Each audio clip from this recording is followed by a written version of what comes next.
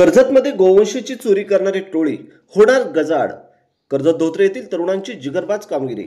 पवित्र अशा महाशिवरात्रीच्या दिवशी पहाटे धोत्रेवाडी व धोत्रे गावातील जिगरबाज तरुणांनी गायी व बैल ह्या गोवंशांची चोरी करणारी इनोव्हा गाडी व काही इसमांचा पाठलाग करून त्यांना चांगलाच धडा शिकवला आहे. मात्र गोवंशाने खचून भरलेल्या इनोव्हा गाडीचा वाहकाकडून ताबा सुटल्याने मोठी हानी झाली आहे. त्यामध्ये 5 गोवंशीय जातींपैकी 3 गायी व 1 बैलाचा मृत्यू झाला आहे. तर गोवंशाची चोरी करणाऱ्या 2 इसमांना पकडण्यात गावकऱ्यांना यश आले असून सध्या ते कशळे दूरक्षेत्र पोलीस अधिकारी यांच्या ताब्यात आहेत. मागील अनेक महिन्यांपासून कर्जत व खालापूर तालुक्यातील आदिवासी बहुल भागासह अनेक ठिकाणी गोवंशीय जातीच्या जनावरांच्या चोरीच्या घटना ह्या सातत्याने वाढतच आहेत.